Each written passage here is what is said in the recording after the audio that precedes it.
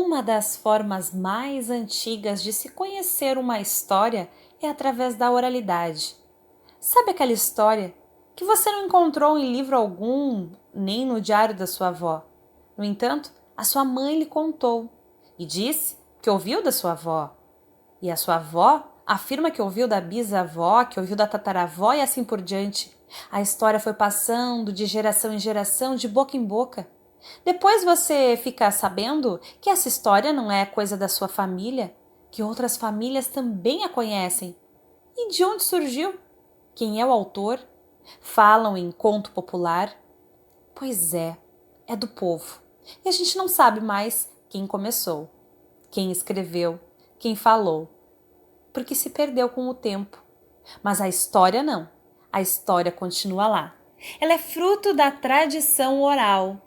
E é ela, através da tradição oral, que vai preservando culturas, formas de vida, formas de pensar. Muito bem. Assim, a gente começa a pensar como a Maria Joaquina da Silva ou Dona Fiota, que lá em Brasília, no ano de 2006, participou de um seminário sobre línguas faladas no Brasil. Ela era uma quilombola em Minas Gerais. Vivia lá em Tabatinga. E a Dona Fiota afirmou justamente isso. Não precisamos da letra escrita, mas sim da palavra falada. Essa era uma das maneiras que os escravos da região tinham de se comunicar sem que os senhores do engenho pudessem entender.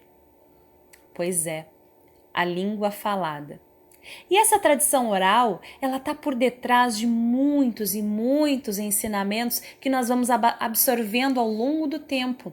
Ela tem a função de preservar histórias, de garantir às novas gerações indígenas, afro-brasileiras, o conhecimento de seus antepassados.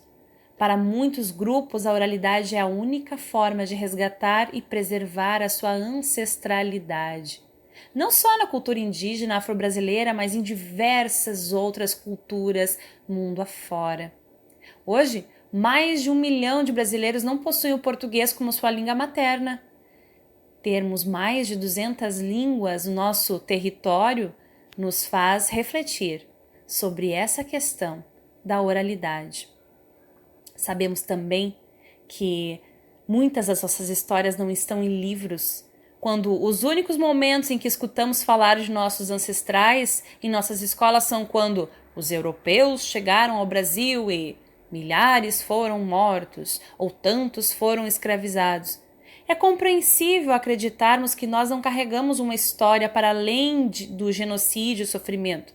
Pensamos que nossos ancestrais não têm nada a nos ensinar, mas eles têm e já vêm nos ensinando há muito tempo.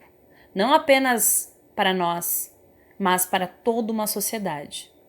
O conhecimento e práticas religiosas, por exemplo, o uso de plantas medicinais, o cultivo do alimento, combate a pragas, as danças, as histórias, a pesca, a caça, tudo isso nos foi passado através da oralidade.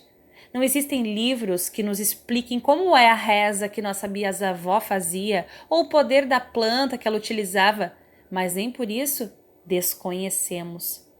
A tradição oral e seus ensinamentos são tão importantes e de tantas formas que alguns estudos nos mostram não apenas sua necessidade no conhecimento cultural, mas também no aprendizado de diversas áreas, como por exemplo na agricultura.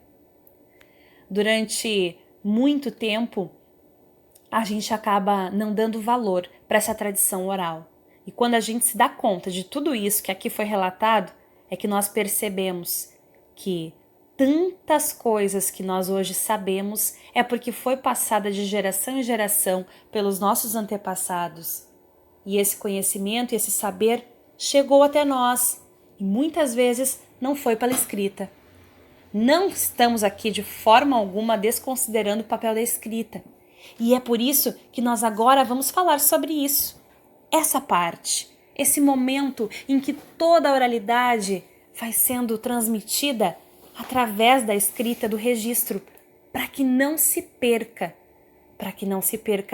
do jeito que deve chegar aos ouvidos das futuras gerações. Assim se deu também no início, no princípio de diversas religiões. Aos questionamentos que as pessoas foram fazendo, as angústias, as curiosidades foram sendo sanadas inicialmente de uma maneira oral por suposições, hipóteses, e depois, com o avanço dos tempos, das ciências, essas hipóteses poderiam ser testadas e os registros começaram a acontecer. Muitas tradições orais foram sendo transmutadas para as tradições escritas, para os registros. E hoje eles estão aí, nos livros sagrados de diversas religiões, a sabedoria do povo, as conversas do povo, as hipóteses do povo, ali expressas em forma de histórias, de contos, de fábulas, de textos, de verdades ou não. Tudo escrito, tudo registrado, bibliotecas inteiras contendo essa sabedoria, essa tradição oral, que agora pode ser acessada também pelos meios virtuais. Nem tudo foi escrito, mas nem tudo o que está escrito é a única verdade.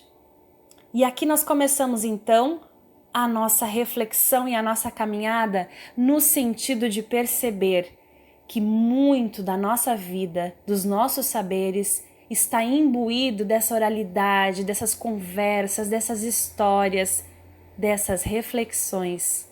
E tudo isso no intuito de ser registrado para que a preservação da cultura aconteça.